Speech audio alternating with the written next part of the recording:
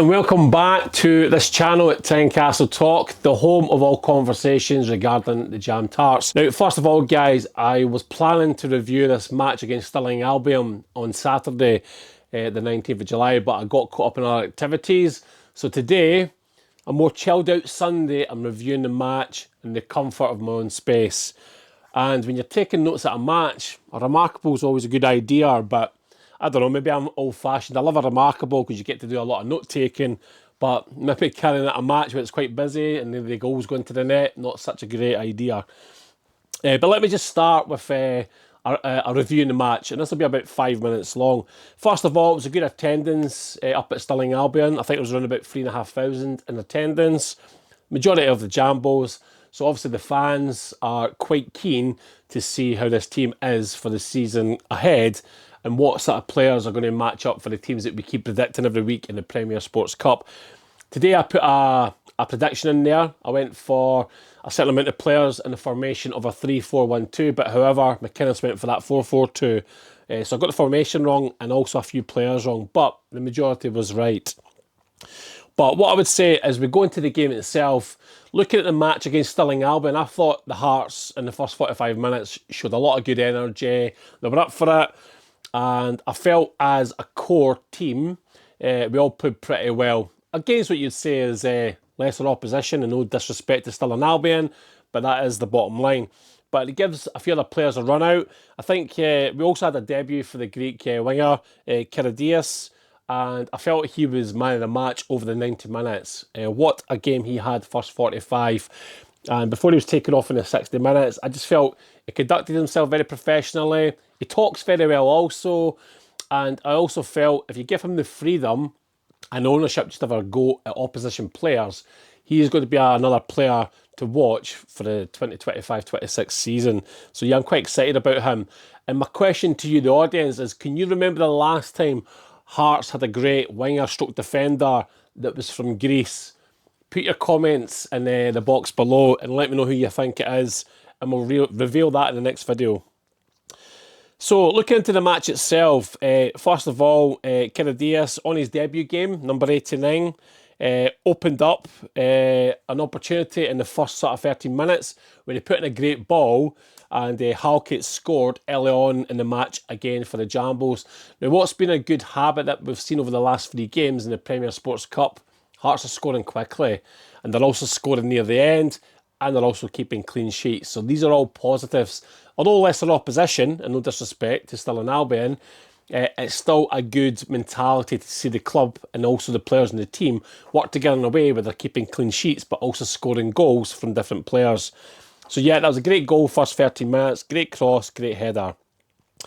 I felt as well there was a great movement in the 20th minute. I don't know if you guys will remember this, but it involved quite a few Hearts players. Great movement of the ball, good position in play in terms of running into space, and we nearly scored again in the 20th minutes, which was absolutely unbelievable. Now, keep in mind as well, other games had taken place during that day, and Allowood beat Dundee again. You know, that's a bit of another shock result against a Premiership team. So what I'm going to say in the contents of this review, you can't take any game for granted, no matter how lesser the opposition is. You've still got to do the business, do the job, and pick yourself up for the game. So, yeah, I think great start for Hearts. And I think, again, in the 22nd minute, that man again, Braga from Portugal, never mind his diving header in 22 minutes. What about the celebration? And what about the Hearts fans getting involved with that? We're going to hear a lot of that at Tynecastle this season, I firmly believe.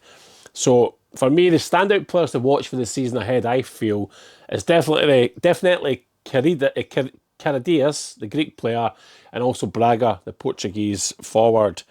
So, yeah, tempo was great.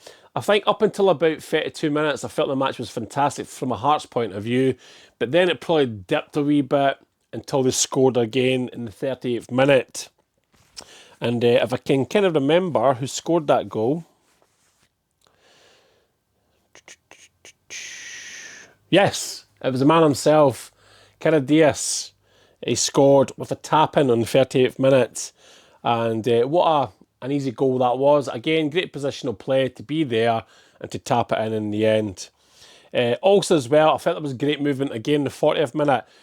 I felt Shankly had quite a quiet game, but he's kind of burst into life during that little lull between 30 and 45 minutes. And in 39 minutes, there was a great ball that he put through Kyziridis again. And Kyziridis probably should have scored his second goal, but what vision to make that pass. It just cut straight through the defence, and Kyziridis was unlucky not to put the ball away. So for me, sort of the match summary in the first half is 13-minute goal from Halkett, which was fantastic. 22-minute goal from Braga, which was a nice diving header with a fantastic celebration. And I felt Karidis was man of the match over the 90 minutes. Great attacking play, and he also got his tapping goal as well, which is phenomenal.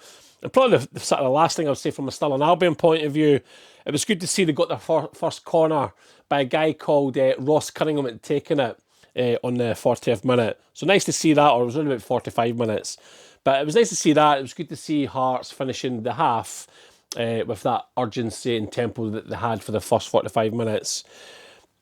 On to the second half, and just very briefly on the second half, for me it was quite a dull affair. I felt the tempo and the zip and the passing the ball went out the game a wee bit. There was only one change at half-time, which was Callum and Niehoff for Berg, who had an injury, I believe, into that position. And again, I think previous games before, I've maybe seen a few more substitutions being made, but there was only one here. But it was good to see Newmanoff get on again at the park. And I think he's a good player anyway, and probably just needs a bit more minutes. So, yep, the second half tempo certainly dropped.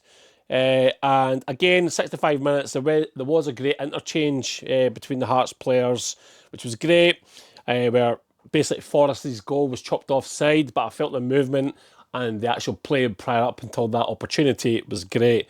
And I want to see that more from Hearts going forward this season. I think for me, second half, there was probably a player that stood out for me, and I'd like to see him get more minutes, but where are we going to put all these players in this team, I do not know. But Jan Danda, I felt he had a solid 45, and just felt, I think with that haircut, he looks a better player, he looks sharper, and he had a good second 45 minutes, so that was good.